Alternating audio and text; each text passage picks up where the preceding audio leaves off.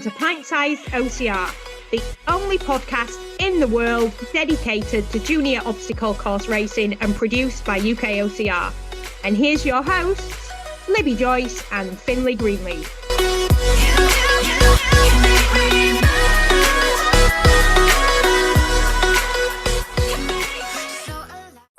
Hello, welcome, bonjour, hi, ciao, hola. No matter what language you speak, and no matter where you're from, we welcome you here to join me and Libby once more to discuss all the thrilling news in the junior obstacle course racing world. And the intros are back. They just get better and better, don't they? Like, you gotta love them. This is where you're going to run out of intros, Finn. I will never run out. And everyone listening now, you can make a note of that for the future. I will never run out. Oh, okay, this is going to be fun. Well, to start this off, we've got a very busy podcast. Yeah, indeed. We've got one guest, but we've not just got one, we've got two guests on this episode. We've been very busy. It's going to be a hectic podcast. But so that means with this first little bit, we're going to have to make it short and snappy. Yeah, but I do want to say as well that get both of them in. Yeah, but I do want to clarify as well for everyone listening. We are sorry this is a little bit delayed, but we've been going through GCSEs and that's made it a very hectic schedule for us. But yeah, I feel like with these guests, we've definitely made it up, and hopefully this will be better than ever. So yeah, let's get into it.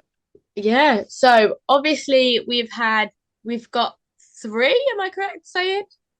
Yeah. 3 different events for the juniors that have happened. So I'm gonna let Finn do the first 2 because he was at the first 2 and I weren't. And then I will do the third one because I was at the third one. Okay. Take it away, perfect. Finn. Let's get into it then. So I'm going to start off with the ninja competition. Was down at Ultimate Ninja in Colchester, of course, which is home ground for me. I was there spectating, and yeah, it was a great race on those juniors, I have to say. Looking at the results, of course, Harry Jeffrey, he took 3rd. Charlie took 1st place. I'll come into him in a second.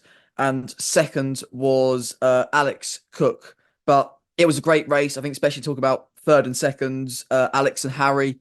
They were a really, really tight battle. And I tell you what, I learnt a lot as well because I'm not a ninja person. I understood after it. I got all the understanding of the waves and how it worked, the first round, the second round. So it was really, really interesting to watch as well. I mean, it was really enjoyable to be there. But like I say, it was Harry in 3rd, 2nd Alex, but 1st was Charlie. And people might not know him yet. I think he's not massive in the OCR world yet, but he will be. And that's what I will highlight. He's from Scotland. He went a very, very long way to come just to this race down in England, all the way from Scotland. So he was absolutely superb. In fact, after I got a little interview with him, and this is what he had to say. Hello, everyone. At Ultimate Ninja right now, just after a competition, we have Charlie with us. He was victorious. Sensational run by him. And yeah, how'd you feel, mate? Well done. Good. I think I went quite well on the course. It's a few bits I could have done quicker, but did well. Well, you say quite well. Did more than quite well, mate. You absolutely smashed it. Have you come quite far for this? You've gone long distance? We came from Edinburgh, and my sister was doing a rowing competition, so we went to come try this. That's a long way for a ninja con, but you absolutely smashed it, mate. Did you enjoy it? Is there any favourite obstacles you had? Yeah, I really enjoyed it. Don't know what a favourite obstacle would be, but possibly just the chimney climb. No, it's not chimney climb. Yeah, that was, what's it called? I'm here. Spider Ball, yeah. What's it called? Something like that. Yeah, that's fine. Well, well done, mate. You absolutely smashed it. Hope to see some race in the future then. Yeah. Yeah, he was absolutely sensational. Yeah, Libby, he was incredible. His speed, his technical ability, and he's a really good junior for the future, which is why I'm very glad to say what he confirmed on the day is he will be at Italy for the Euros. That'll be a good one to watch. We'll have to keep watching updates, Finn, because we sadly won't be there. I mean, I'm sure Harry won't mind us saying this. Harry, as we've said so many times, is so quick, but especially on I think it's more long distance as well. But we're looking here. Charlie hasn't done much ninja before, and he won this competition at only about 100 meters. I think the distance was by a good margin. Oh, So it does show his talent yeah. as a really exciting young junior, especially someone we haven't spoken to before, seen before on the Yeah. podcast, have mentioned him. So he's a really, really good young ninja talent. I think he's Scottish team for climbing as well. So he's got the Jeez. grit. He's absolutely Jeez. superb. So keep an eye out for him, guys. He's definitely one to He's watch. one to look out for. Yeah, 100%. I'm gonna mention one more as well, and that is Alex in second place. Because like I said, it was a really good battle between him and Harry. I don't know how tight it was in the end, but I know the times are really, really tight. I managed to speak to him as well. And he had a couple of words to say as well. So everyone, take a listen. Another interview here back at Ultimate Ninja. We have a runner up, absolutely smashing it. Alex, congratulations. How'd you feel? Really good about it. Yeah, I'm happy with second. Well, yeah, it was a tough competition, but you like absolutely smashed it, flying for that course. Just how'd you feel? What did the course feel like for you? I felt it wasn't too bad. There were no particularly challenging obstacles, so it was mostly about speed. So it suited me. Oh, perfect. Yeah, well, speed, you certainly had that. You flew through there. Congratulations. So yeah, once again, another little interview there. But it really was a great thing to watch. I have to say, like I say, I'm not really a ninja person, but it was something special to watch. It was certainly entertaining. Like I say, the fast-paced course, of course. I think Tommy, he's one I think you said who built the course, designed it, sorry. It was Yeah. sensational by him. So yeah, all round a really, really nice event. And the next one is at OTG, if I'm not mistaken, Obstacle Training Ground. And I think it's on the 26th of May. No guarantees. You might want to check, but I definitely would recommend it. Yeah. I do like going watching. I don't mind taking part of ninja competitions, but it's not me. But watching them is so much fun. I Mm. think it is good. But let's move on to the second one, just so we can get the guests in time. Oh, yeah. Sally was not at this one. I was obviously at Spartan racing the Beast. But Finn got to go and watch the juniors, which I think hmm that I saw, Rob. It looked like a good race and good course. Yeah, it was. It was, yeah, like I say, absolutely superb. Down at Nuclear on the Saturday for the rookies. Another great race. I will say that. Another entertaining race. One thing I will say that's special about it, and I will mention that now, was the obstacles. Of course, had that traditional nuclear feel to it. But along with that, we had a Tauros rig for the juniors, which was great to see in a rookies race, having a Tauros technical. It was there for the competitive, but also for the non-competitive, which I think is especially great to see. So it adapts everyone to get used to this kind of technical side of OCR. It allowed everyone to have a go of it, and it shows the juniors are getting that more proper competition with technical obstacles. So that was absolutely great to see, and it made it a real nice race. But in terms of the results, of course, I have here Harry Jeffrey, of course, mentioned him at the Ninja. He was victorious there. James Jarman, of course, mentioned his brother before. He was all the way from Scotland. He took the silver medal. Finley Shoesmith, he took third. Fourth was Riley Gleason. Fifth, Alex Cook. Sixth, Izzy Young. She won the girls. Seventh is Tommy Jarman. And eighth was Cameron Young. So there you go. There's the top eight. And it was a really good race. Really, really good competition. I will also mention the top three for the girls. Of course, I said Izzy was victorious. Libby, your sister, Jessie, managed to get the second place medal there. Absolutely superb. And then Sophie Jeffrey took the bronze medal. So, yeah, it was a really, really good race. I think good competition, a good course, as far as I was aware.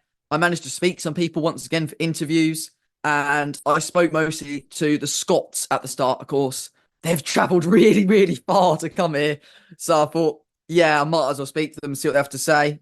And yeah, here you go. Right, back at Spartan Warrior again. I have the lads from Scotland here. I've got Chloe, James, and Tommy, of course. They all competed today, and I think we all enjoyed it, didn't you? Yeah, it's lovely. It's amazing. It's great to hear. I mean, you all smashed it, of course. You did absolutely superb. Of course, James took second place. How did that feel? It's amazing. Yeah, that's awesome to hear. I mean, and a tough course like that. You had a technical Taurus rigger course. Did you guys enjoy that? It was really tough, but I loved it, yeah. That's perfect to hear. Do you enjoy it? Yeah, That's great to hear. Well, of course, it's come a long way, guys. Going to come back again next year? definitely. Absolutely. We always do it. That is brilliant to hear. Well, you guys got your podium to celebrate soon, of course. So go enjoy yourselves because it's been a great event here today. Thanks for joining me, guys. And yeah, we'll see you soon. Right, I don't know why I said Titan Warrior in that interview. I just realised that listening that back. Those who are listening, me and Libby kind of just looked at each other if to go, what? God, I didn't realise what I said. That was at nuclear though, just to clarify. There's a little Oh, cutout in the middle jeez. there because apparently I got a phone call in the middle of that as well. So it cut out for a second. So yeah, That was that's it's interesting. back at Titan Warrior. Yeah, not everything can go No, to plan, but it was there you nuclear, go. guys. It wasn't Titan, it was nuclear. Yeah, it's because they're Scottish. I got it in my head, but no, it was great from them. Oh, jeez. Sensational, like I say. Yeah, there you go. But yeah, they did absolutely superb. Like I say, come from Scotland. James from second place, of course. Hadn't seen him in race before, seen his brother. He did absolutely superb. I also want to mention third place though. Catchy line here. New Finn on the block. I've called this. Like new chip on the block. Yeah, lovely pun. Yeah. Yeah. Third I place don't was. think I don't think that none of the juniors will understand that. Oh, I think it was a lovely saying. But yeah, Finley Shoesmith. Apparently that was his first ever competitive race, and he took home the bronze. Jeez. So yeah, really strong by him. First competitive race, and he does that. He's definitely Full of talents. one to watch, and yeah, pure talent, like you say. And the final thing I'm going to do is give you one more interview. Let's hope this time I say the right place. I haven't listened to this back now. I'm wondering, oh God, if I said it right. But yeah, here you go. This is the girls' podium. We're here now, back after the Rookies Pro Wave at Nuclear. We have the girls' podium here, all very excited and very happy about their performance. All good? Yeah. Yeah. Yeah, it was really fun. It was a good course. And yeah, it was just full of really good obstacles. It looked like a good course. I mean, I've been watching today. It was a competitive field, tough obstacles. I mean, how'd you find it? It was quite tricky, like on the I don't know what they're called, but like I think they're called like the space hopper things. Every time I went on those, I kept on slipping off, so they're very annoying, those things. The travelator was so much fun, and yeah, it was just a really good course. Yeah, like there was a few water bits, and yeah, it was just so good, and yeah, I just really enjoyed it. And I've been doing this course for a few years now, and it's just been getting better and better. And yeah, I loved it. That's absolutely superb to hear from our girls' podium from the Rookies Pro Wave. Well done, everyone. Great job. And there you go. They all sounded really enthusiastic there, which is what we love to hear, of course. Really enjoying themselves and having fun on course. But that's my recaps done. Over to you, Libby. What happened at Spartan? Yeah, I think the weekend just gone was such a good weekend for the juniors overall. I've got to remember them off the top of my head. I reckon I should do it, but I'm sorry if I say you guys in the wrong place. I don't think I will, but so I got to actually be at the start of the kids competitive wave, which was amazing. The kids looked fully in the zone. I got handed the mic, was like, give them a warm up. I'm like, okay. And it was like quite on the spot, but I was like, okay, we're going to do the best I have. And I didn't want to keep the juniors there for too long because I knew they were itching to get out. But overall, it was a good race for the juniors. I think this weekend 100% was a good race. So if you guys race this weekend, even at Nuclear or at Spartan or both, well done. That I saw both courses were really good. So I'll start off with the girls. So I got to hand out the medals, which I was so happy to do. So I'll start off with the girls. So we'll start off with the older age category. The older age category was who was it? It was my little sister, so Jessica Joyce in third. Then in second was Isla, and then in first was Izzy. So Izzy had an all-round good race. So I thought that grid was really good.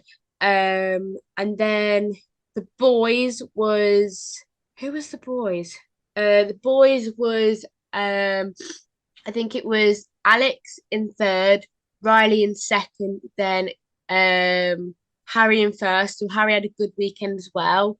Then for the lower age category was I want to say Lauren third, India second, and then Sophie Jeffries in first.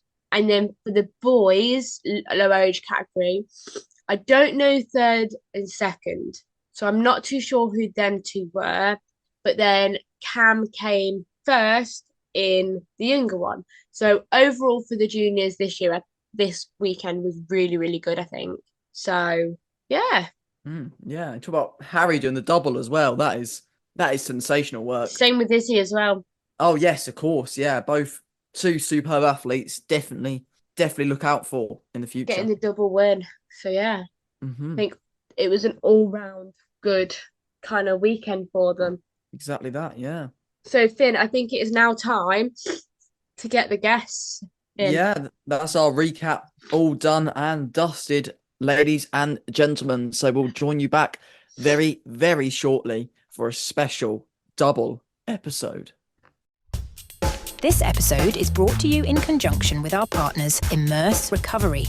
They're the home of recovery for everyday and world-class athletes, offering a range of products like ice baths to help you recover, ready for your next workout. And hey, I get it, you might already have an ice bath. But still, check out their website. There's plenty there that might just help you, like a floating thermometer to ensure the bath is extra cold. Or if you're up for an upgrade, their Peak Performance Tub actually lets you lie down. Me, I'm a fan of their microfiber towel hoodie, perfect for stepping out of the bath into something warm. So, head over to immerserecovery.co.uk and use code UKHXR15 for 15% off the entire range. Again, that code is UKHXR15. Immerse Recovery. We go again. And now, back to the show.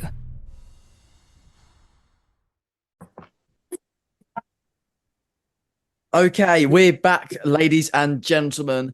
And with that first bit being done, we're now getting towards, I'd say, everyone's favourite bit of the podcast. It's the interview. And Libby, I'll take over to you. What have you got to say? Oh, okay, I've got to do the interview now, the introduction part. But I'm actually really excited for this guest today because it's going to be a good one. It's going to be different. So we have got Matt Brooks with us. Hey guys, thank you for having me. It's great to be here on a lovely Friday afternoon. Yeah, thank you for coming on. So we'll I think we should just get straight into it because there's not loads to talk about, but quite a fair bit to talk about. So I'll start. Obviously the Kids World Championships has been announced and it is in China. How did you figure out Spartan wanted to have it there? It's a great question. And yes, it's in Chongli this August, over the weekend of the 10th and 11th of August. And the reason why, little do many people know, but China and its kids' participation is the world's leading market. Events on average in China for children's participation are between 5,000 and 10,000 kids participating week in, week out. Their largest event last year was a world record for kids participation. They had 17,500 participants at one race weekend, and that's kids on our courses. So they're on a slightly different level, and we obviously, we want to celebrate that, and there was no better way about celebrating that and really starting to look at the level and the quality of racing that's happening there, because it is incredible. It's exceptional. And they came to us, our partners in there, an organization called Seeker, and they reached out and they said they had this amazing opportunity on the back of what they've created over the last kind of 6 to 7 years, and this momentum that they built in their kids' events. And they said, we'd love to host the World Championships.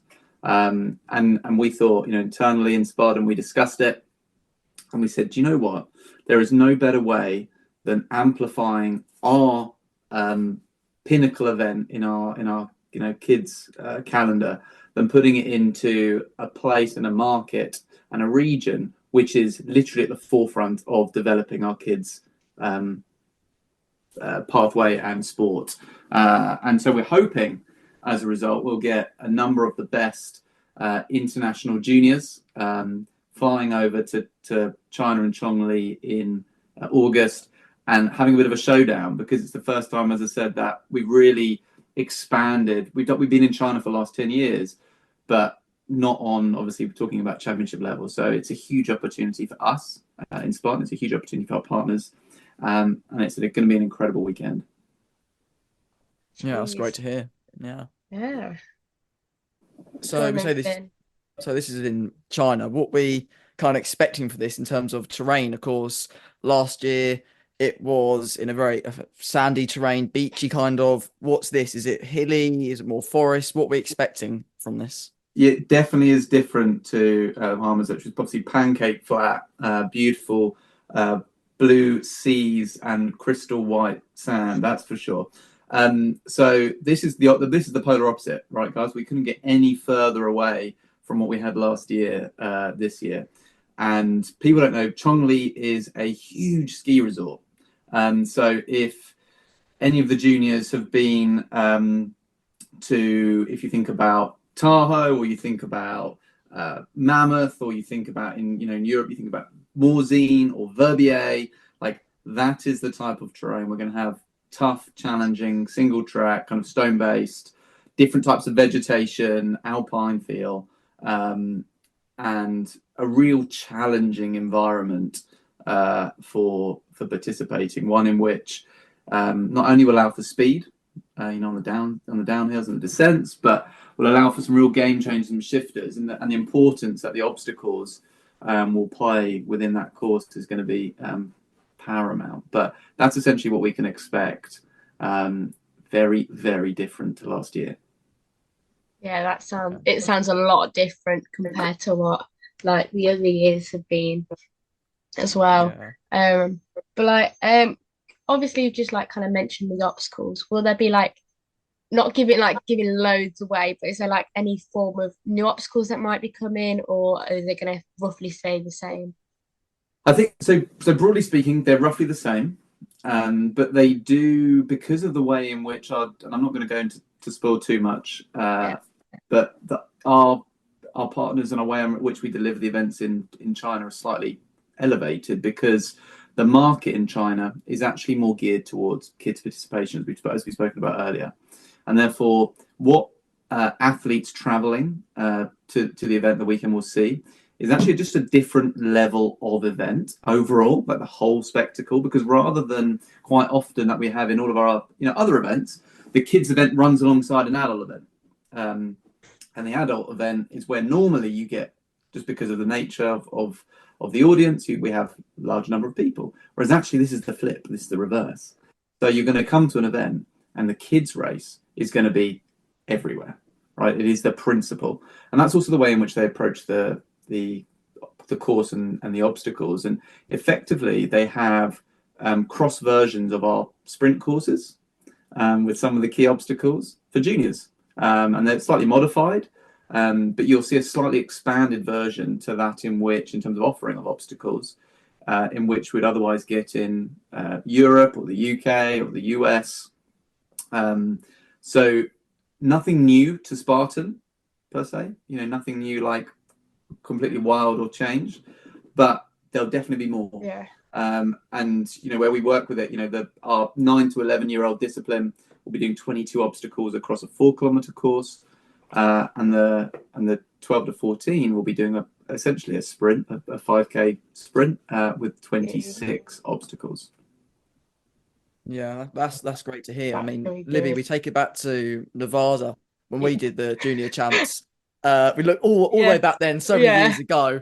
So many years. We were, we were sharing the stage with the adults. Of course, there was lots of adult races. Yeah. It was the Nevada weekend for Spartan. So the fact that the juniors will take center stage is really unique, and it's really nice to see that the juniors get their chance to shine by themselves and away from the adults and really prove who they are.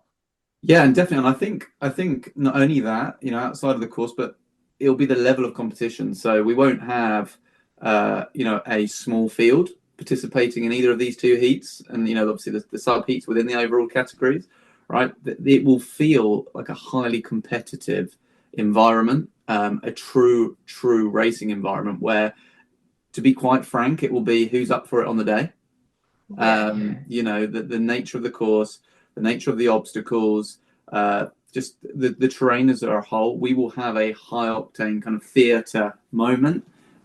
We can't wait. I can't wait. And I'm hoping, you know, athletes who are traveling and obviously our domestic athletes in China can't wait too. Yeah, it'll be good. Obviously, for like people who like can't go, but want to know what happens, will there be any live streaming or any form of way for them to watch it?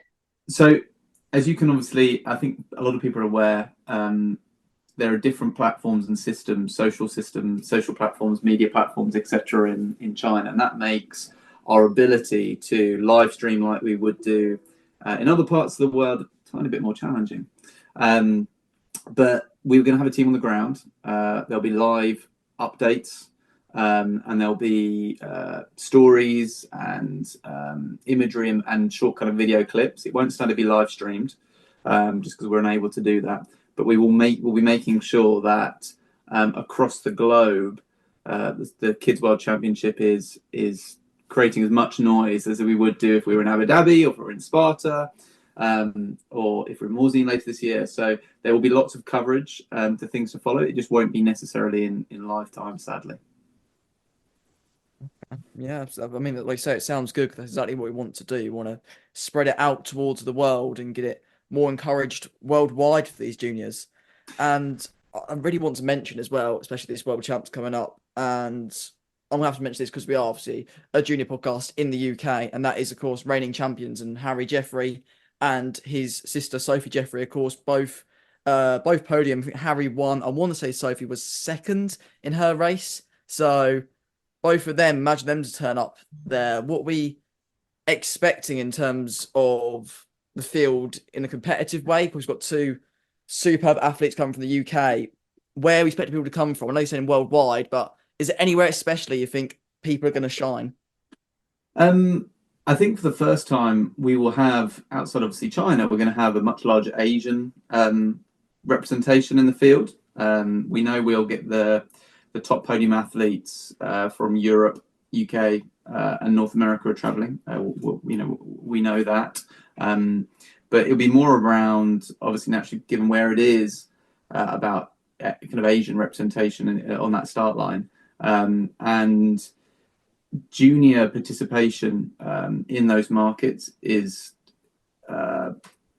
it's very strong as well. I think to hand, I wouldn't be surprised if there are also some upsets, purely because of the nature of the climate. It's going to be very humid. It's going to be very warm. It's going to be a very different racing experience to anything that we've offered in a kids World Championship environment, and also just as I said, the spread of athletes that we've had. Traditionally the Kids World Champs has been in North America or the Americas, and for the first time it's not. So it's going to have a real international flavour to it, beyond necessarily just the handful of UK and European athletes that have often travelled, yourselves included, to Americas before. Yeah, okay, excellent. It gives real chance for some underdogs to shine. It definitely does, and people who've never experienced the championship world, but are definitely championship level, are serious, junior athletes. Mm-hmm. Yeah. Yeah. I'm gonna say this question because I kind of want to know as well. Obviously, Kids World Championships haven't done any form of prize, they have done prizes before, but will there be prizes at the World Championships this year? There will be prizes, but not necessarily like your check that sits behind you. And that is related to obviously how we manage junior participation. But there will be notable prizes around some cool perks and some awards that will be given for those at podium. Again, I won't necessarily spoil too much, but they are very different in China to what we've experienced before. They aren't cash. That is the one thing there. But they are notable, and they are definitely worthwhile getting yourself on the podium. Or a little teaser for all the juniors that are listening. You can wanna never go never give the full game away, but it's definitely Nope. definitely worth training for. That is for sure. Yeah. Nice. Go on then, Finn. You can fire away with your questions. Yeah, I'll continue then. I just want to say as well, I'm very impressed by it, especially the way it is in China right now. I think Libby, I don't know if it's the same for you, because you both started Spartan at such a young age. Yeah.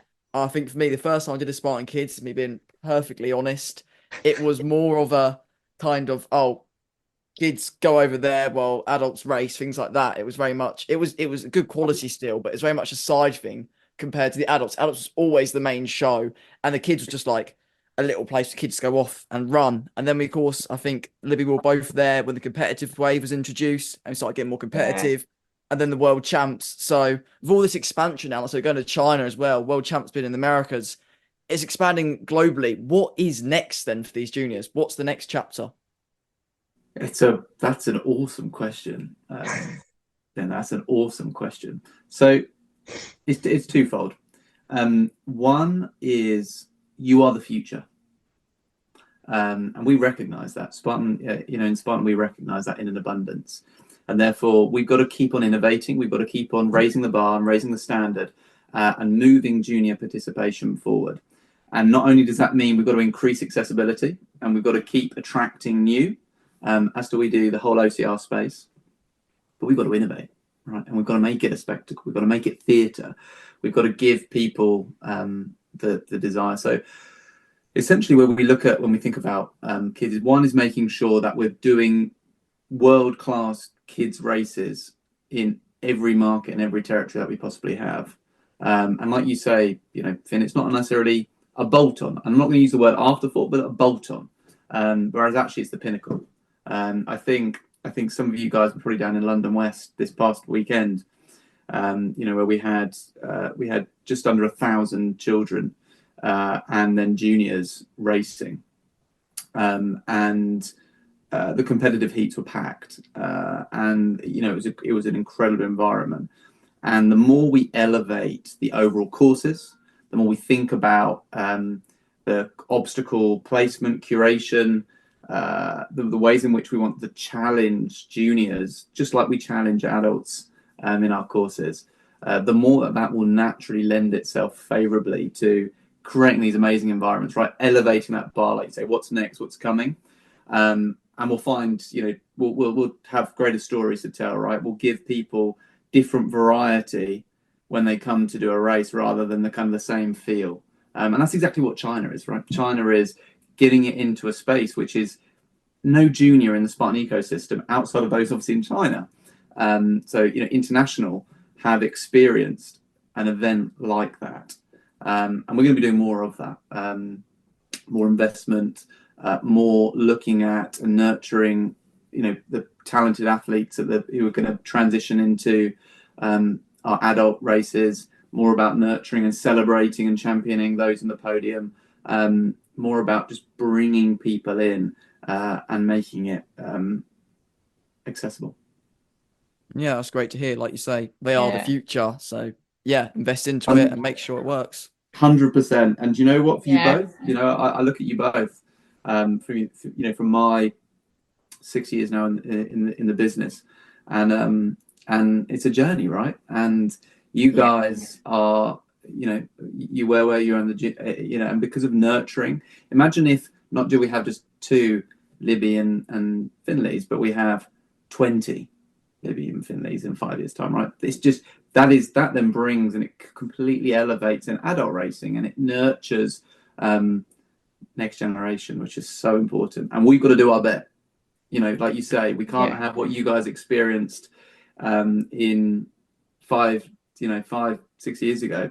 What we've got to have is what athletes are going to experience in Chongli in August, time and time again, weekend after weekend. Yeah. I might change the subject a little bit now. Obviously there's this new rule that's gone out. Do you mind explaining that in a little bit more detail for people who have seen it but don't understand it too much or haven't seen it at all? We're talking about age groups. Yes, Right, age and groups. ages. Yeah, no, 100%. Of course we can. So it's related to our approach to junior pathways.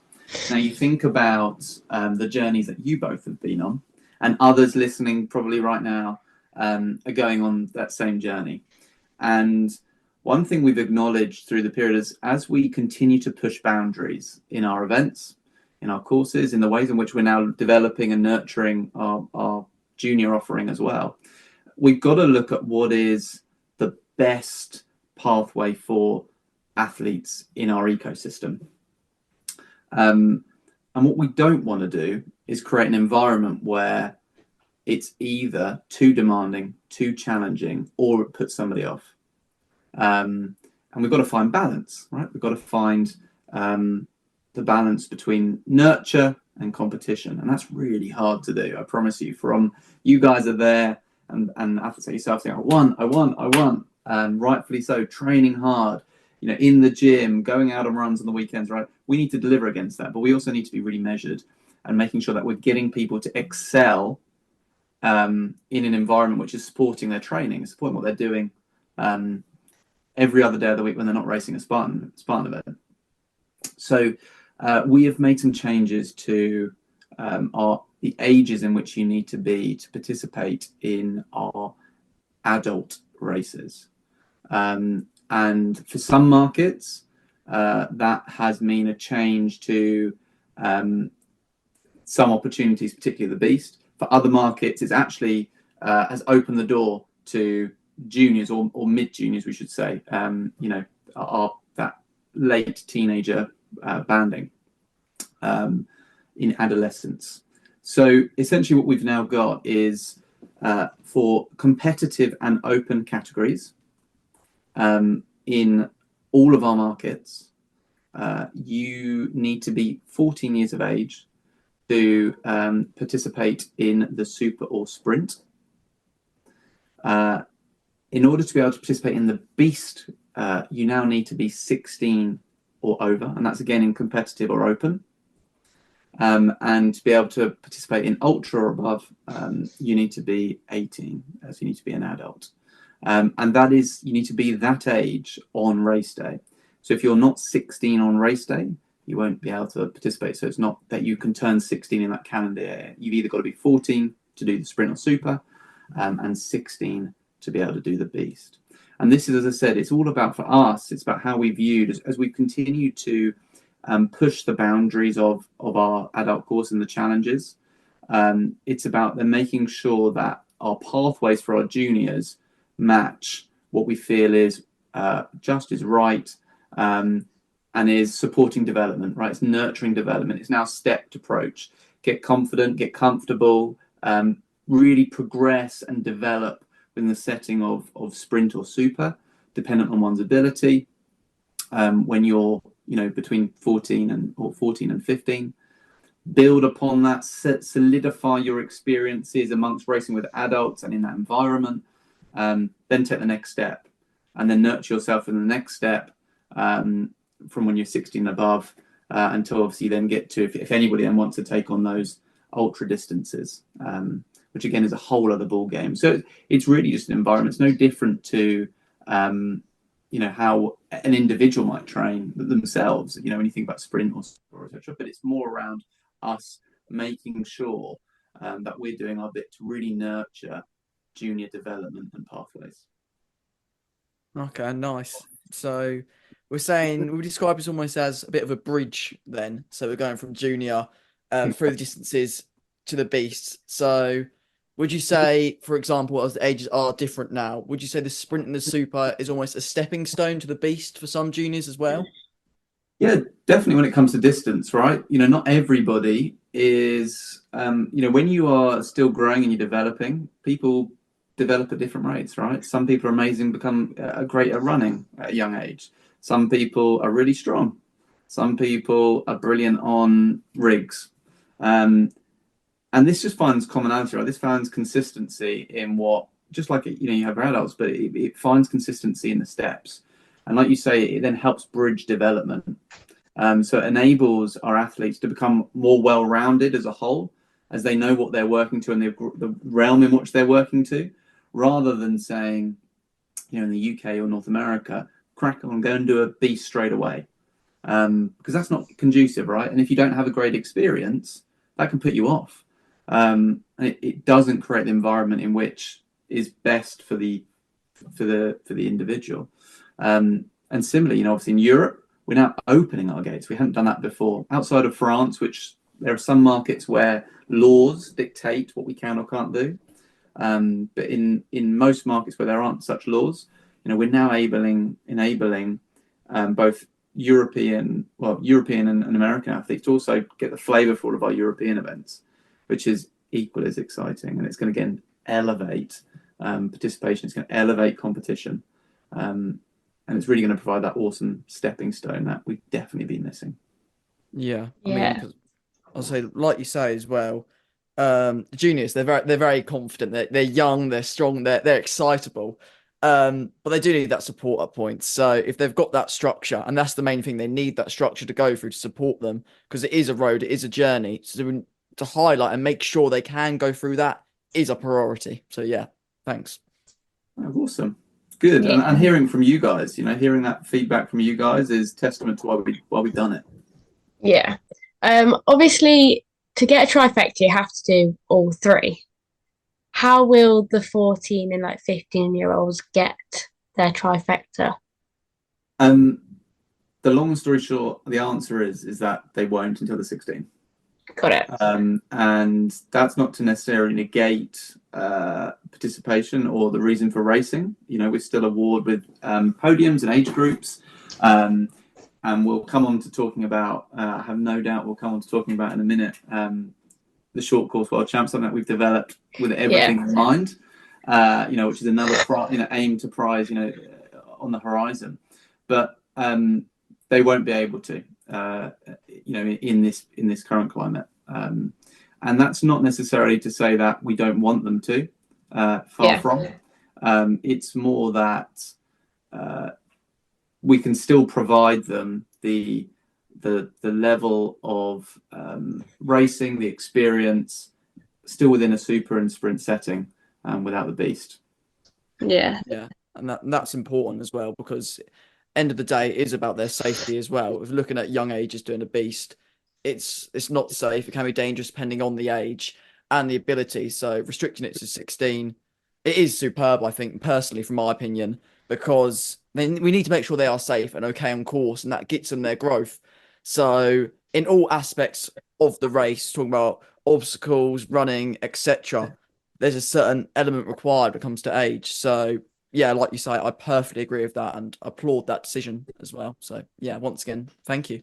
And talking about trifecta, guys, in a non-official capacity, we often, in more and more races, we deliver a sprint on a Saturday and a sprint and a super on a Sunday. So there is still the ability to be able to race 3 times across a weekend. Mm-hmm. Yeah. In an unofficial capacity. Yeah, which will still be good because they can still feel like they've done They get the the flavour whole for weekend. Yeah, on a Saturday and a Sunday for sure. Mm-hmm. Yeah.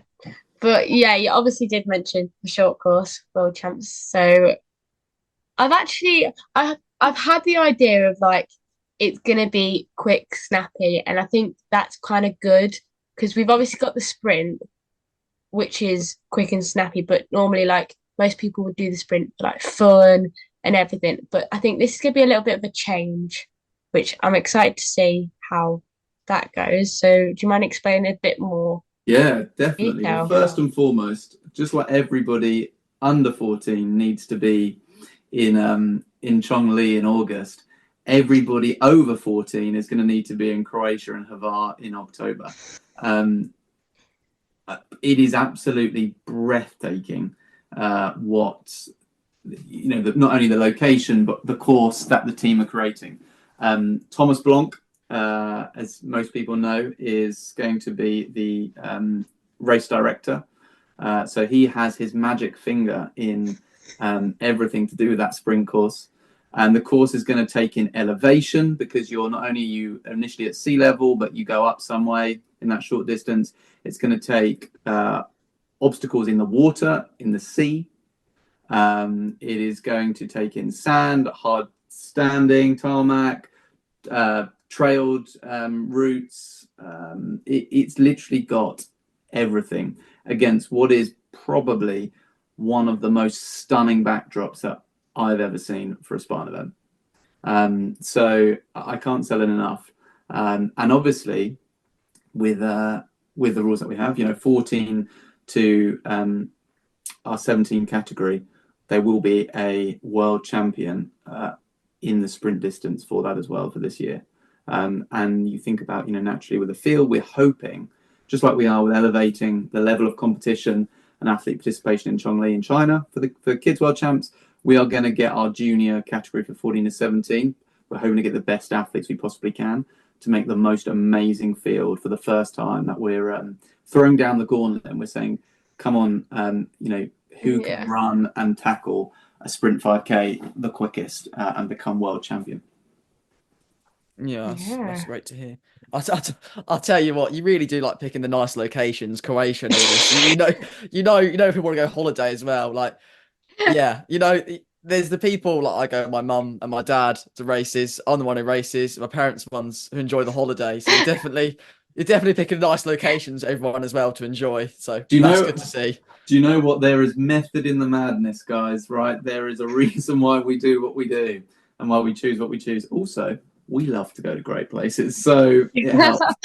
So you can't. So it's not all just one-sided benefit. We get the benefit too. Yeah. No, I'm looking forward to it. I'm hoping to go out, so I think you'll be good. That'd be fantastic. And then we're going to have a big spectacle there. It is going to be very different to the norm. It won't just be parade of nations for those juniors who've either come to a regional champs or a world champs before, who've been in Sparta. There is going to be a big show, a big part of entertainment, a big bit of fun, and a real kind of gathering of the best of our Spartan community. It's going to be brilliant. And like you say, Finn, it's going to be great for junior racers listening. It's going to be great for their parents and adults who are joining us as well. It's going to be an incredible weekend. Yeah. Mm-hmm. Yeah, and I mean, like you say, it's good for junior races, and I think for that distance and some of the shorter distances as well, like the 100-meter, we've got a lot of young athletes like that. Of course, got Oliver Addy, mentioned him before, 3K champs and Europeans. He's obviously very quick on the 100-meter as well, world champion on that. We've got Jack Andrews. We've got a lot of these short distance potential runners in the UK that could definitely take home the title. And that's also why we're really excited, right? Not only doing a short course sprint world champs, but it is the short course world champs because we've got the 100 meters. And we've got our very own 100-meter Spartan course. It is invitation only. And we're working with all federations around the world to make sure that we have the best athletes. Obviously, chasing down the $100,000 prize pot that we're going to have up for grabs as well in Croatia. So it's not going to be, it's going to be a big old spectacle. It will precede the sprint world champs, and even better, the 100 meters is going to be televised. Wow! Nice. Yeah. That is a big step for the sport. So that's good. Yeah, a huge step, and it's going to be one where if you can't be there, you're going to be there because you're going to be watching on your TV. Watching TV. Yeah, that'll be really good. That's superb. I can't wait.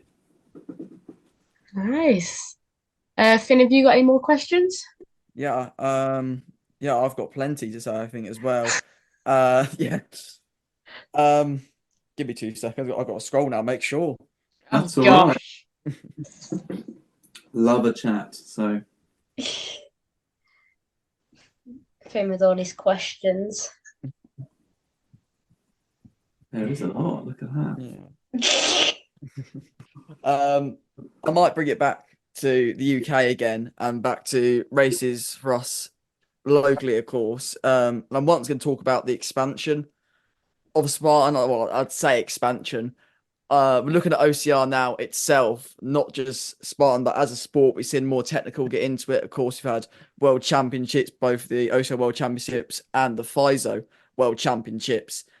And alongside the rest of the sport, Spartan has grown. For example, ends of races, we've got technical rigs now. I remember it was a couple of years back. I was in Australia doing a Spartan, and they still had the, I don't know what to call it, men with clubs. I'd say the soft Gladiators. Yeah, gladiators. That's it. Yes, the gladiators were still there. So they've gone from things like gladiators to these technical rigs. So it's obviously been an expansion and a growth to get it more technical and get it more like the rest of the world of OCR. Is there any plans for further development to get it more this technical side of OCR, or would it be what people describe as more Spartan-y still? Will we get that technical element a little bit more in Spartan in the future? Yeah, it's a another great question. It's really important, right? When you think about OCR, we play a role within the OCR space, and arguably you need to have difference, right? For racers and for you athletes, you don't want to be doing the same thing week in, week out. Not necessarily. Just like, where part of the beauty of OCR is the differences that you have in the courses, in the terrains, and the nature and type of obstacles. And that's why it's grown how it's grown. We definitely recognise our role, though, within the overall sport and within developing the sport and when developing the athletes, that are participating week in, week out and training hard, especially obviously on our roadmap towards the Olympics. And where the Olympics becomes a degree of the need for some standardization. And obviously in the UK this year, for example, or last year, and we continue to do, we've been doing an awful lot with British obstacle sports, with BOS. We've made huge steps around officiating, huge steps around parts of kind of training, various consistencies in terms of making sure that we're operating on a similar level that they see in other events or promoters. And that obviously naturally, as you say, Finn, goes to obstacles. Now, we're never going to get away, right? We're always going to have a spear throw because that is Spartan. We're always going to have things like Atlas balls because that is Spartan. Hoist.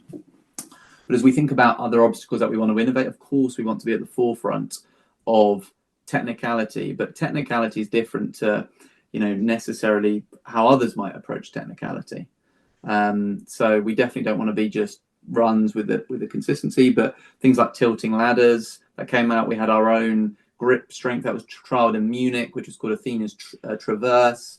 The other week, we are innovating. We're continuing to look at how we can increase technicality, both from grip strength to mobility or throughput, through to upper or lower limb strength, and the ways in which we can challenge you as racers. But I think the biggest point is there will always be difference. I mean, it's really important for the space and for racing that there is points of difference, Yeah, that is superb, and that's exactly right. There needs to be that difference and separation that makes certain races unique to others, and the separation, like we say, obstacle course racing, it's such a umbrella term. There's so many different things it can mean. So yeah, thank you for that. That is superb explanation. All right. Yeah. I've run out. I think my brain's gone from football now. I can't think of anything. That's all good. Yeah, I've got a little bit more, if all right. Go on then. You keep on coming. Yeah, I wanted to discuss Spartan's partnership with British Obstacle Sports as well, because obviously we've got both the British champs and the junior champs being hosted at a Spartan venue. How's that combined? Because it's similar to what I just asked before, but it is that combination of Spartan, but also that element of OCR. We know that technical side. So how's this going to work? The Spartan and British Obstacle Sports combination. Of course, we've got Toros in there as well with Toros technical rigs. So all of this combined together, what exactly can we expect? You'll expect a variety, is what you'll expect in June in Midlands. It was the first time that we did it, and we supported British Obstacle Sports last year in Pippingford for the British champs. Broadly, I think that was a success and well received. British Obstacle Sports, ultimately, they reached out to us initially just to kind of get the championships back off the ground and to re-establish it. our calendar worked favourably last year and this year. And I think what it does is we're also aware that us, Nuclear, there are a couple of others, but we have a huge pull, right? We have a huge reach and an audience, and we can make sure that we're getting the best athletes there to represent what should be a British or a junior championship level event. And that's also in terms of the delivery, the expectation, the consistency that's needed by you guys, by athletes. In terms of what we can expect in the Midlands, in Grantham, in Belvoir Castle. It's Belvoir, by the way. It's definitely not. Everybody says Belvoir. It's Belvoir. So it's Belvoir Castle in June. I've definitely got that in the past. Yeah. There you go. So it is a bit of a mix, right? There'll be some specific. We obviously have the band system that we operate in with official FISO technical officials, BOS officials. We have the Taurus rigs that we put in place that will still be there on some of the more modular obstacles. We will have parts of the course that will be bespoke and specific to the championship. We will have a couple of unknown or unexpected obstacles that we create that will potentially see a flavour of Tough Mudder and other come into the course. And obviously we'll have the best field that we possibly can. Which will make it an incredible spectacle, an incredible experience for everybody who is on that start line. Yeah, and one more thing as well. Sorry, I keep flowing now, but I've got into the rhythm. I love the rhythm. It's like you're racing, right? It's like you're racing. That first K's done, and you're now flowing. Yeah, exactly that. Obviously, like you said, Toros attachments will be at the British champs and the British junior champs. Do you reckon there's? Of course, we've got Nuclear in partnership with Toros. We've got training facilities like Rumble in partnership with Toros. Do you reckon there's any chance in the future we could see Toros working together with Spartan at some races potentially for some rigs? I love that. I love the probing there, Vinny. Never say never. Yeah. It's definitely not in the pipeline right now. That is being honest, but never say never. Okay, yeah. That's it's great to hear. Thank you. All right. Yeah. No, I think have we answered everything? Have we asked everything, Finn? It's ticked all my boxes. Yep, I've got everything sorted on my list. Happy day. Yeah, I've really enjoyed making this, to be fair. It's been good to get that information, I think, especially for the juniors as well, for the Kids World Championships. I think this information will help them out and convince them to want to go. Finn, we're at it again, Finn. I know. We're breaking parents' wallets. Yes, we need to get that on a shirt now, don't we? Do you know what? Slogan. Do you know what? That you're allowed to do it. You're allowed to do it, right? And I would keep doing it. As a parent myself, I would say keep doing it. Yeah. But yeah. So thank you so much for coming on and taking time out to speak to us about this. Thank you for having me, guys. And genuinely, just from us at Spartan, from myself as well, what you guys are doing is awesome. And think about it back from you talk, Finley, about what we're doing to help junior participation. You guys should look at what you guys are doing and what every other athlete is doing, right? You guys are bringing the conversation. You guys are making it known. You guys are flying the flag. Every other athlete that steps onto a kid's start line or a junior start line around the world is doing exactly the same. And the future is really bright. Yeah. So, cheers. Thank you. So don't thank me. I want to thank you guys for having me on and joining you guys. Well, I think that's the end of this section. So, thank you again. And I think that's it. Yeah, perfect. Sounds good to me. Rowing is the easy bit, right? You get to have a wee sit down, relax, and get ready for the second half of your race. Today's episode is sponsored by Row Along. That's me. And if you want to use the rowing station as a rest in high rocks, it makes sense not to waste energy. And that's why I don't shut up when it comes to rowing with a good technique. I've been banging on about indoor rowing technique on my Row Along YouTube channel for years. Not because I want people to row like an Oxbridge star, hell, I've never even been near the water in a rowing boat, but because I know from winning gold medals and world records that using good technique means you'll use less energy on a rowing machine. I've got workout videos where you row along with me to get fitter, faster and stronger, as well as technique videos where I break down stuff like your posture, because how you sit can be the key to your power and efficiency. And the best part, I'm not trying to sell you anything. Row Along is totally free. So if you want your row to be a real rest and not a pain in the backside, search YouTube for Row Along, or check out rowalong_workouts on Instagram for ways to watch me try to help you. After all, it's not how fast you go, it's how go you fast. Now, back to the episode. And we're back again, guys. I know I've been absent for a while, but this is an absolutely jam-packed episode. I mean, we've got everything you'd want here. Libby, I'm going to let you take it away again, give your intro and introduce the world to who we've got today.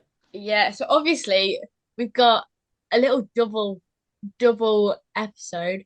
We thought, why not make it fun and go with two people. So I get to intro this person because she is the absolute amazing person.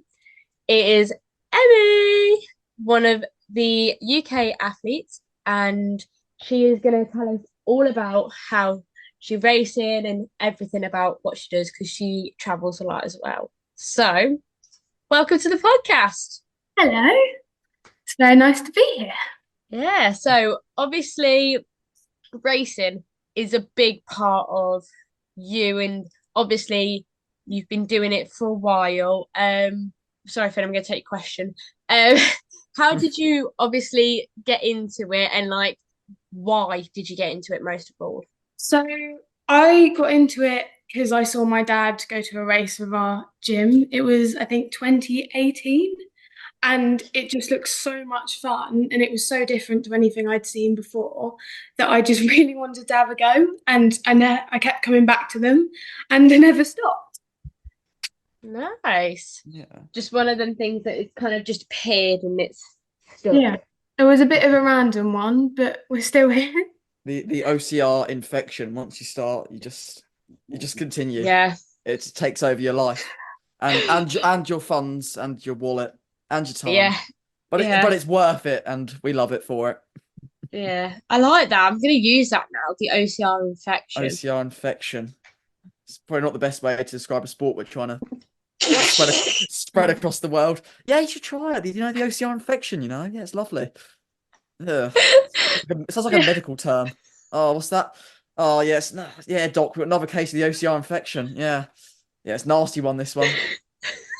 It's not exactly my best language there. Never mind, I'm not using that. Sorry, everyone. I've ruined that for everyone here. I'm really sorry. Good start. Oh, Good start, God. everyone. Another case of the OCR infection. Everyone's gonna hear the first bit and like just hear that and go, no, turn off. And the good news, ladies and gentlemen, there's no vaccine. Oh, Once you got geez. oh god, I'm sorry. I'm sorry, everyone. I'm really sorry. I've ruined this start. I really have. We're completely unscripted sometimes, and when you get an OCR infection, you just got to go with it. oh dear.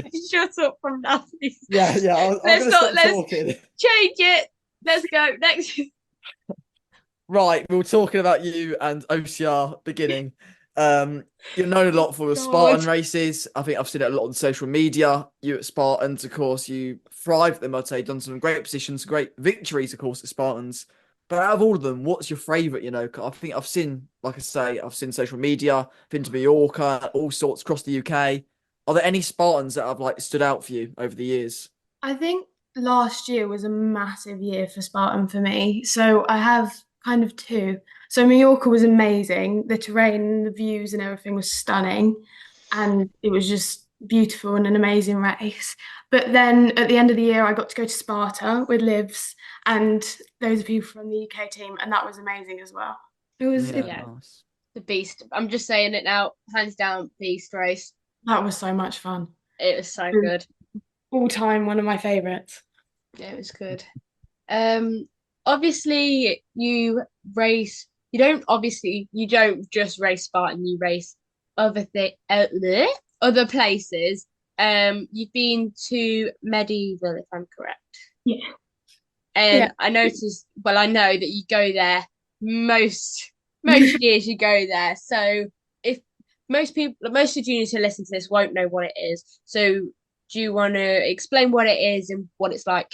Yeah, can do. So Medieval is one of the Spanish races, and it's in the Spanish race series over there. And it's a very technical race. So it goes, I think, from about 8 kilometers to 12, I want to say, in their long race. And then they have another one that's about 4 kilometers, which is a bit of like an open one. But it has all sorts of really cool grips and obstacles. They had a spinning pegboard this year, which was really cool, and a lot of the top hold scripts and things. But it's a really cool race, and it's quite hard though. Is it that kind of proper European style race that we're Yeah. saying? Okay, yeah, that's It's really nice. European one. I'll tell you what, I think I've seen it. I don't know if I'm hallucinating here or something, but I swear I saw some footage of Medieval race online, and one of the races was like started by a man on a horse. I swear. Yeah. Is that Yeah. that is actually real? Yeah. I wasn't dreaming. It was- That is. We ran off with a horse. It was Oh. really cool. Yeah, that's the one way to start a race, isn't it? Oh, no horsing around there. Just right into it, galloping on from the start line. Hey now. Yes. Sorry. Because you put the joke in there. The joke was too good that you cannot miss horse jokes. You're in denial that I can't do them. Nay, how horses sound. Yeah, you tell this to a kids podcast. I'm great at kids comedy. Anything else, I'm absolutely awful because all I do is dad jokes and puns. But it works. But yeah, like you say, that is a weird start to a race started off by a horse. It made Certainly. people started running after the horse. People were trying to catch the horse. Jesus. that poor horse. God. Who can catch the horse? It was really cool though, and it made some really cool Instagram videos. Yeah. Certainly unique. That would definitely be a unique Instagram video. Jeez. Yeah. I felt a bit sorry for the person who was riding the horse. He was having a lovely time. He was just riding his horse up and down the road all day. What? Oh, it weren't just for the first one. No, he did it for. Oh, It was. wow. He did it for the elite, the age group, and all the open waves. Wasn't he in some like Jeez. official like armor or something as well, weren't he? He was in like I don't, God knows what it's called, but it's like a dress or something, and it was great. Yeah. Everyone listening to try and find this video now. I'll try and post it somewhere myself again as well because I've seen it. It is wild. Share it on the Instagram. Yeah, the Instagram. That if people you're listening to and you don't follow, Yes, please start following it. Pint Sized OCR. We've just put out a Instagram. So There you go follow it. I totally forgot. We've only put it out a couple of weeks now. Yeah, No. a couple of weeks, but Yeah. come on, people, get on board. Yeah. But yeah, obviously, and you did. I obviously know, but you did really, really, really, really, really, really well at it. So, do you want to explain where you came then? So I did the age group there for competitive is under 20s, and I came first in the under 20s, the last race that we just did. So it was really cool. It was one of my favorite moments. Should be. It is good. When you hear that and you come and you're going against not even like it's not 14 to 17, it's under 20s. So anyone from 20 under, so you could get like one of the top.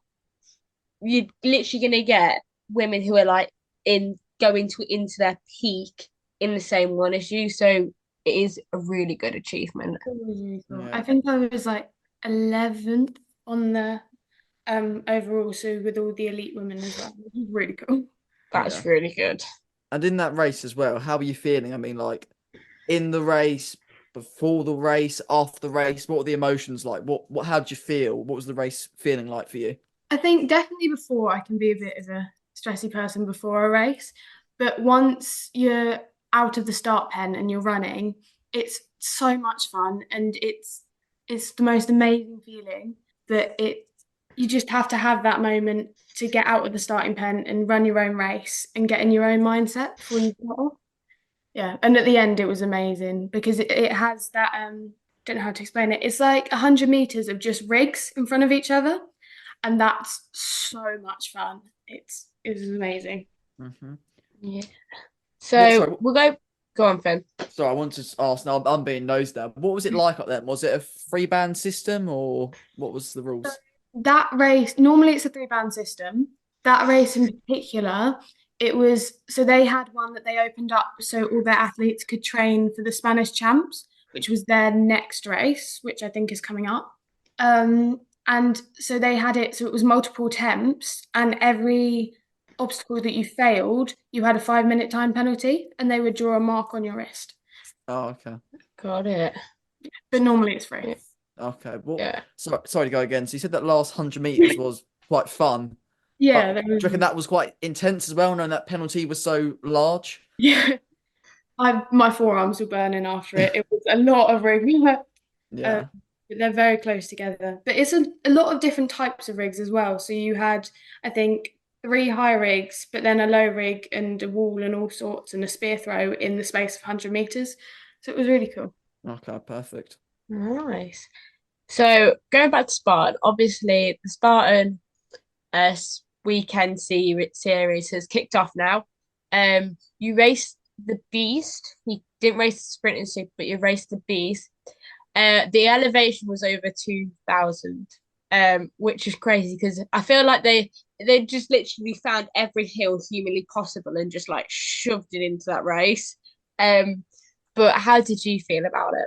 I think it's definitely, you notice the hills when you're in it, and it was a very hard race in the scheme of things, but it was so much fun. And I think sometimes you've got to do a bit of hard work to get up a hill so you can run and see all the pretty views at the top. But it was just a really nice course, and the person that had made it had obviously put a lot of thought into where they were running us, and it was really cool. Yeah. Mm-hmm. Yeah. So I actually know the person who worked out the course, and they were telling me how the way they could do it, some of the land had actually been used for crops and like farming and all that, so they were only restricted to a certain amount of it. Yeah. So they tried to find every hill just to make it that little bit more tough because they couldn't use the normal stuff they used. But we obviously had the brand new obstacle put in there. How did you feel about that one?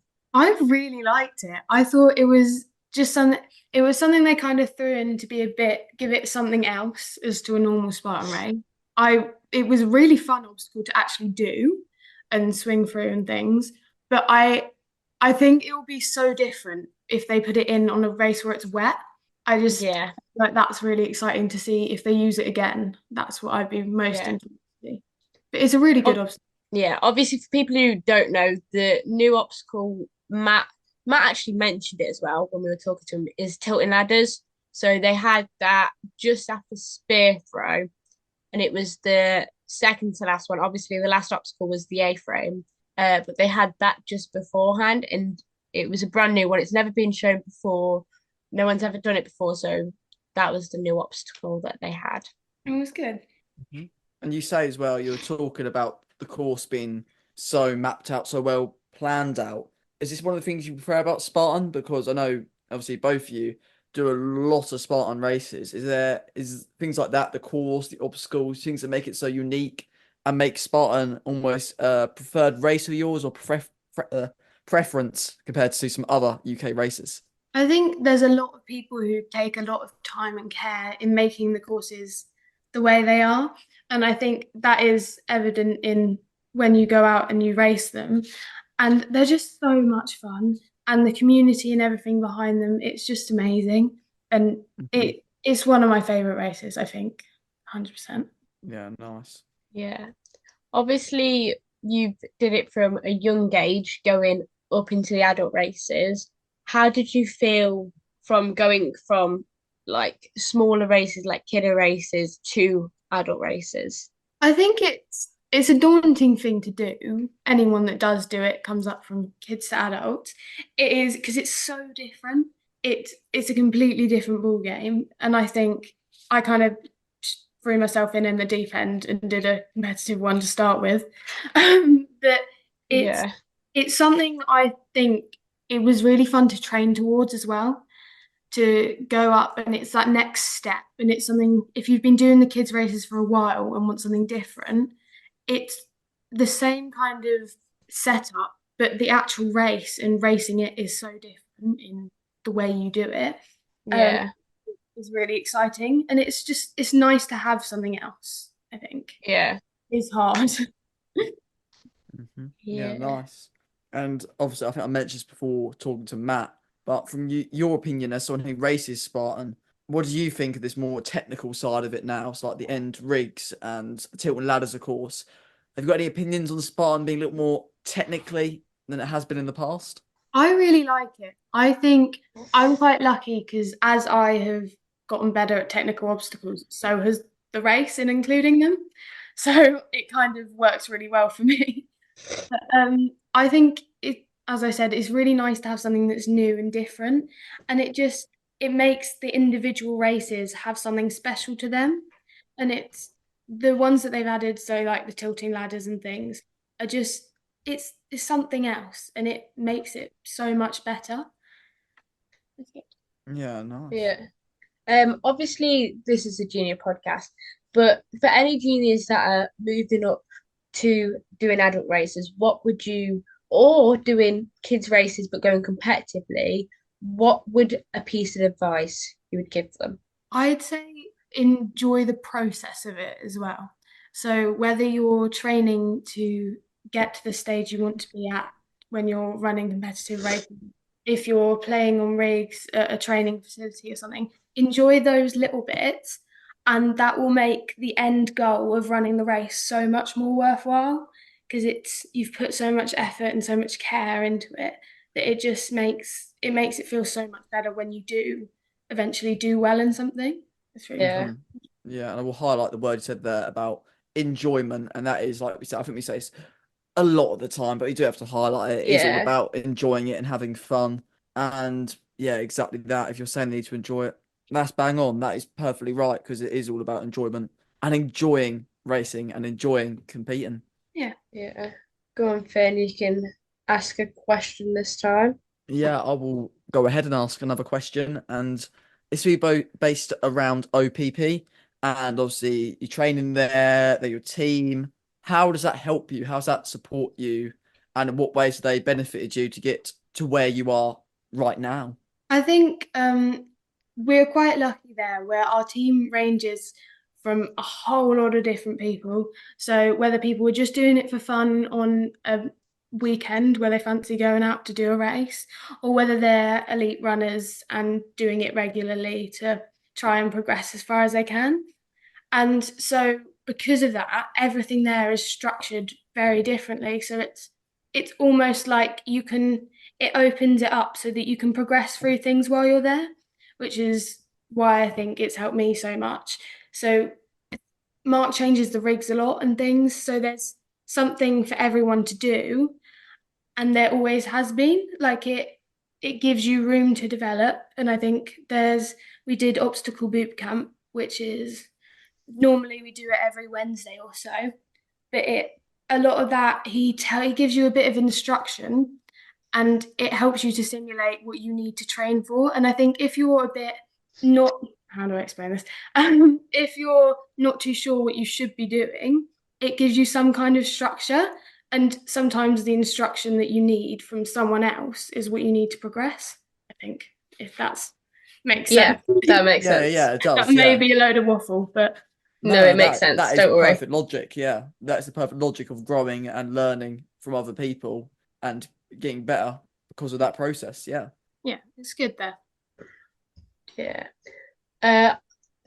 Got to think of one now. Okay, I've got one. Obviously, you want to carry on doing the sport, but where do you see yourself going with the sport? Like, where do you want to get to in the future? I think a lot of the kids I know who do competitive racing, they always want to be like top athletes, like best in the world. And obviously that is who wouldn't love to be the best in the world. But I think just continuing to enjoy it, and I find so much pride in like enjoyment in being able to push myself just that little bit further than I did last time, and developing my skills a little bit more, and still enjoying it as I go, and enjoying the process and things. And that's just what I want to be better at. And I would like one day to be able to go and do elite races like you do and just smash it out the park. But for me, I think now, for kind of shortish long term, just being better than I was last race or last week, just something better. Yeah. Mhm, No, yes. that is such a good, that I think that's one of the good things to have, is to have that you want to carry on doing it for the enjoyment, not for getting to obviously most kids want to get to top, and that is great, but you need to have that enjoyment to it. And obviously we're going to keep saying it over and over again, but enjoyment is a big part of it. Mm-hmm. And it's exactly that. It doesn't matter about winning the race. It's about winning against your mind and accomplishing what you want and achieving it. Yeah.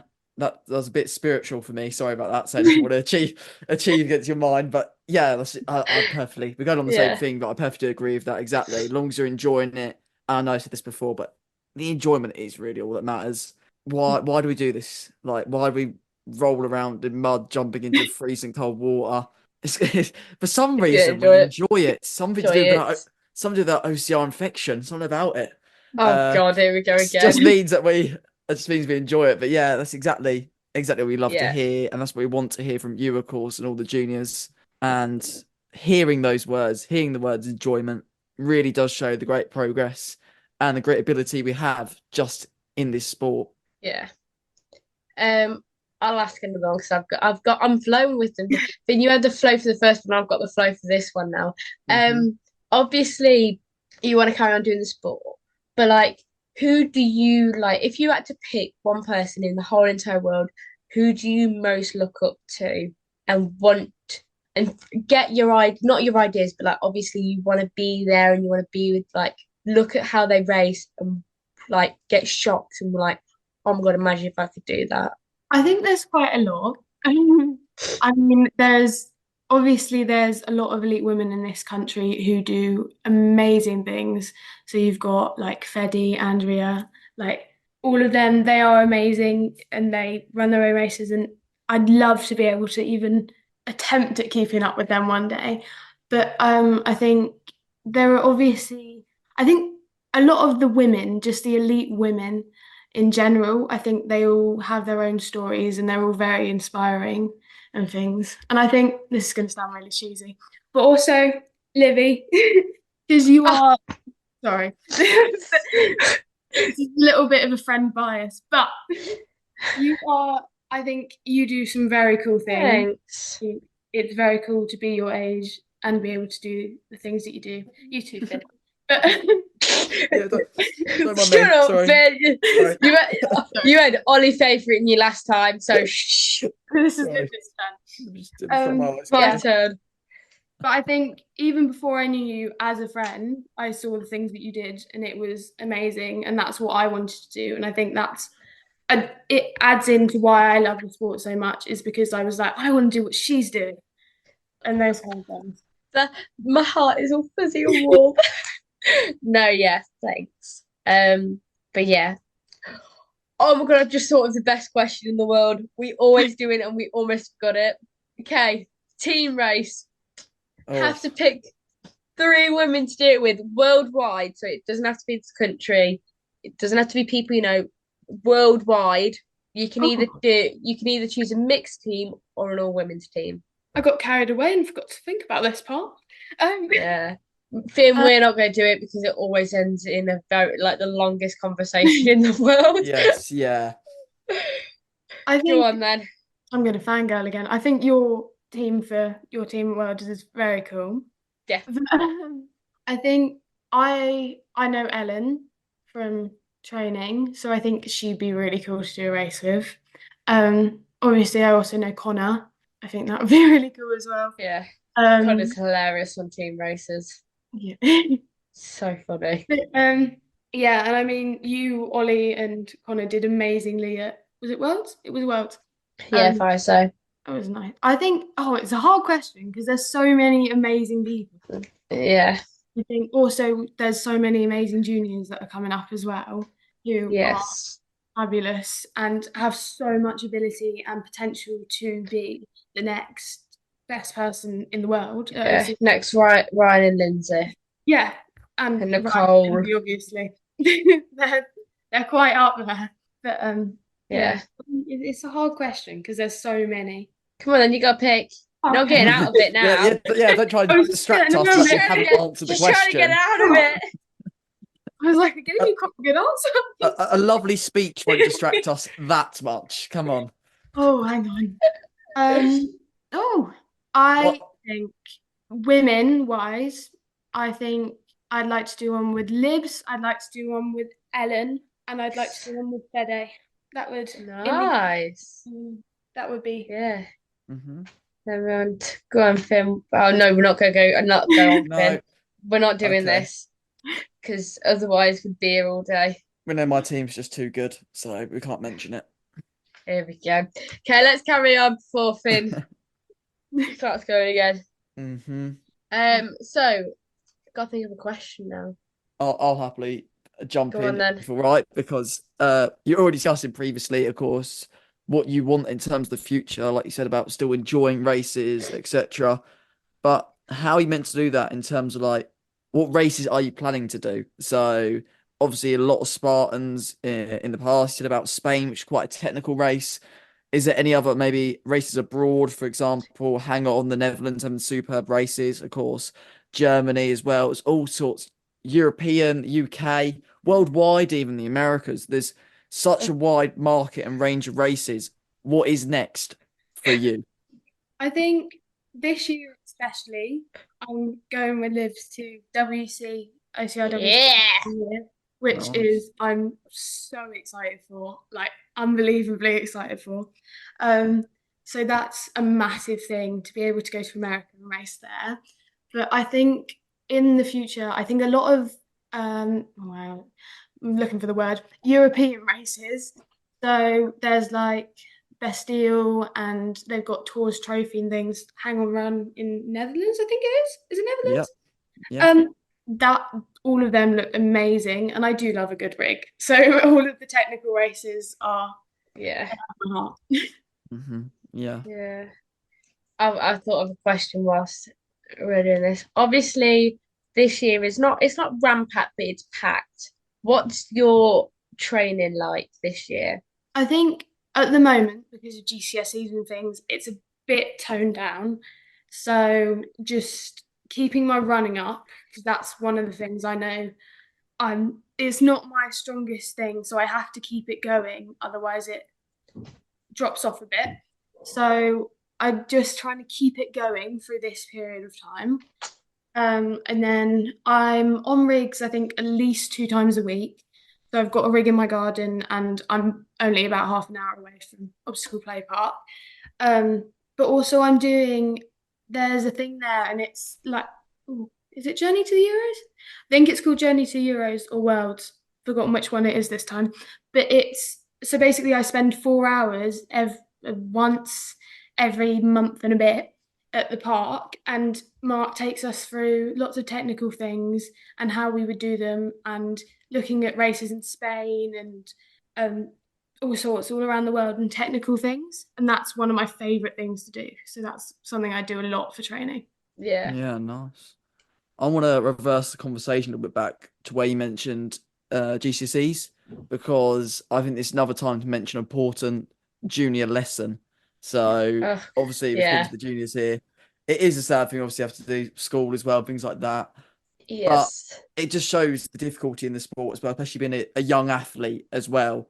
The mixture of sport and education, and I think as well, what I've noticed, not just in OCR, I'll talk about running as well because I'm part of a running club, is the difficulty, especially getting to minor libs age, is with jobs as well. So your education, you've got jobs. A lot of people go to work, and because they want to work, they want to earn money to pay for stuff because they're becoming an adult, and that means you can't afford the time to train because you're constantly working. There's things like that, and it becomes such a difficult period, especially for the youth of the sport, to be able to push through and train and continue.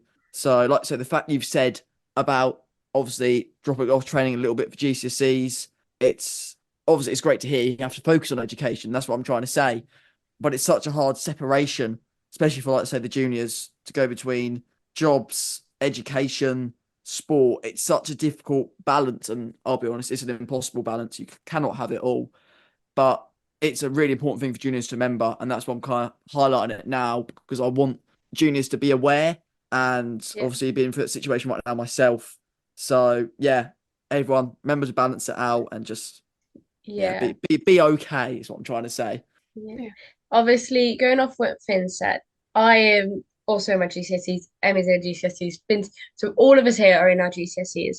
As me, I have got them three things Finn had said: my GCSEs, OCR, and the job.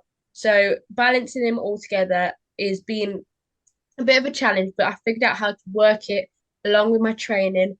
And I've spoken to Jack, obviously, who's my coach, and spoke to him on how we can balance it out. So obviously I've got my training plan, but when I've got work, luckily at the minute I'm only working once a week.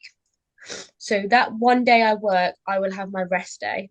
I will also do all my revision and all of that before and after I've done my run.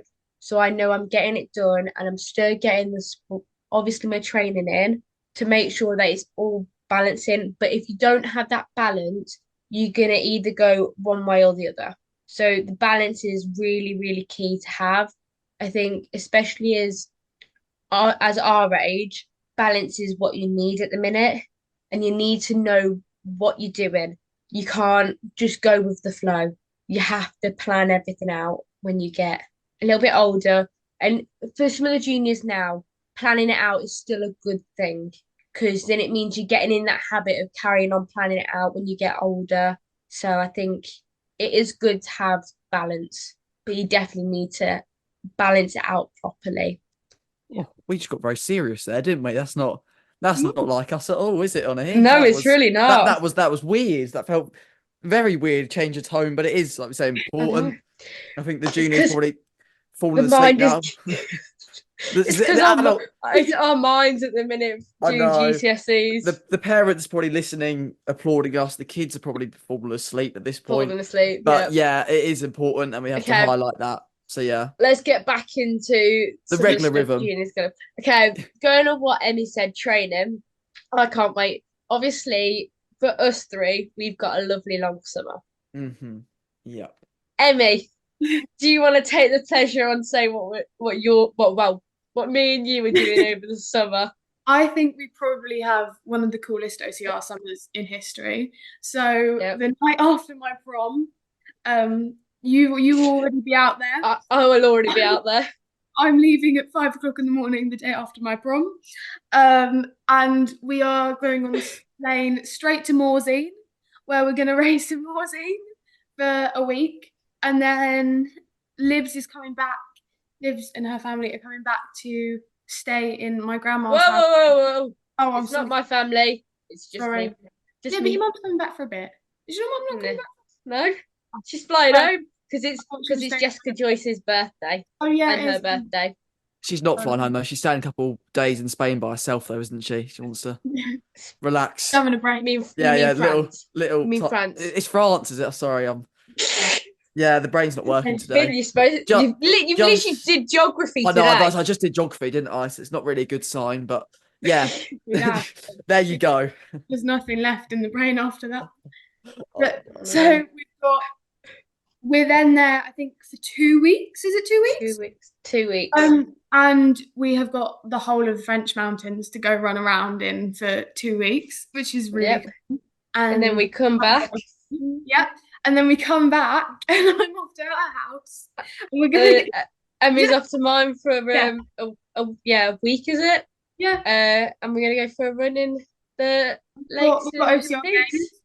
Yeah, we've got OCR games in the middle of it. That's where we're transitioning from my house to your house.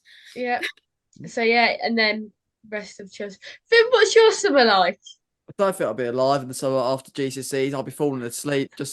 I'm just to be relaxing, you know. Of course, like you said, OCR. Now, all jokes aside, obviously OCR games, got a couple of races coming up as well. I said Rude Rampage after the Euros, of course, which I sadly won't be attending.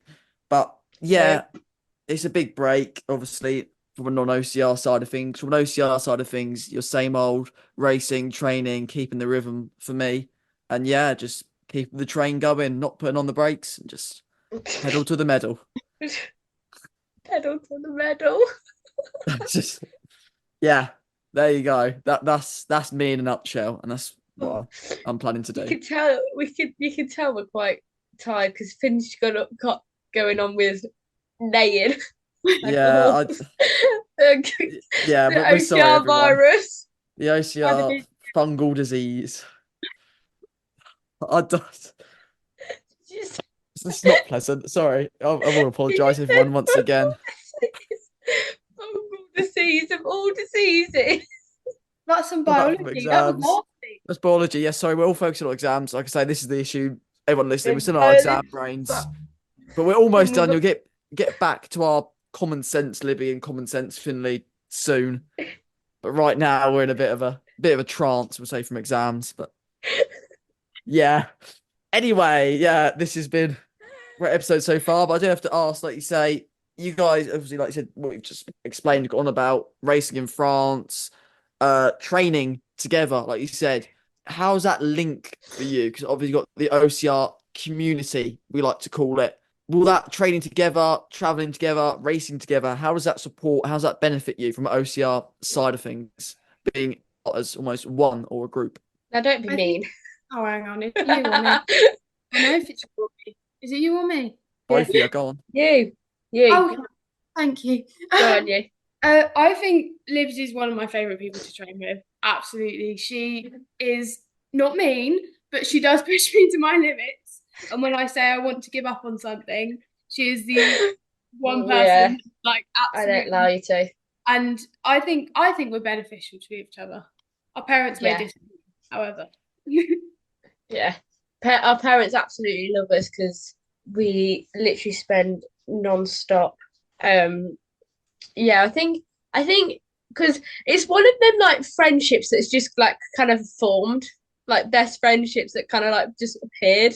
Because I actually can't remember when we actually came so close. So I think for me, having Emmy on like the same age as me and doing the same sport I do, I find it very helpful for me because like everyone at my school, obviously, I love all my friendship group and everything, but they don't understand my point of view from racing so much and juggling school. And obviously, for people who don't know, I struggle really, really hard at school. With my dyslexia makes it really, really hard for me. So I find sport for me is kind of like my little safe place and my way to get out of it. And I think it's helpful for me to have someone who's in the same year as me and does the same sport and knows where I'm coming from to help me through it. So I think it's quite helpful to have Emmy there, and she makes everything fun. She's just like, and she's very bubbly. If you haven't met Emmy in person, she's a very bubbly person. I don't think I've ever seen her when she's like not down. She's always like bubbly and happy. So, but yeah. You're making my heart go warm now. Yes. But yeah. Yeah. But nice yeah. to hear. Yeah, that's great. Sorry, Finn. It's like this is like Finn's turned into like me when it was Ollie on the podcast. How the roles have reversed. Yeah, the roles are reversed. But yeah, I think I'm out of questions. How about you, Finn? Yeah, I think that's a good range what we asked. I've got nothing more to say. Yeah, I think we should stop there, Finn, before you come out with another disastrous thing. Yeah. Another disastrous joke. Yeah. Should we cap it off then? Yeah, we'll cap it off. So this is the end of our double podcast. Yeah, what an adventure it's been. Yeah, it's been crazy kind of podcast as well. Literally crazy. Yeah. Yeah. Yes, it was. Yeah. But Yeah. yeah, So, Finn, do you have your little outro? I do indeed. Thank you, everyone, for listening once again to Pint Sized OCR. Hope you've enjoyed listening to this from UKOCR. Of course, you want to listen to us or any other UKOCR podcast just that little bit earlier than everyone else, then just tune in to the Patreon, subscribe. It's superb. Trust me, I'm well aware I am myself. But anyway, thank you, everyone, for tuning in once more. Listen to us talk about OCR infections and all sorts. Hope you enjoyed, and we'll see you once again in a very, very near future.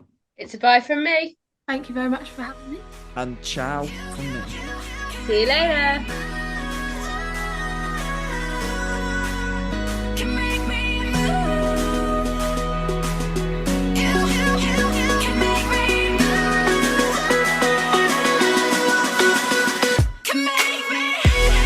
Thank you for listening to Pint Sized OCR, produced and presented by UKOCR.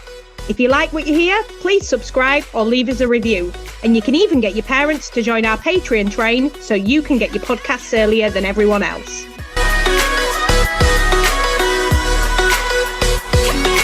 So alive, make it last forever. Stop in time, yeah, I'm surrendering.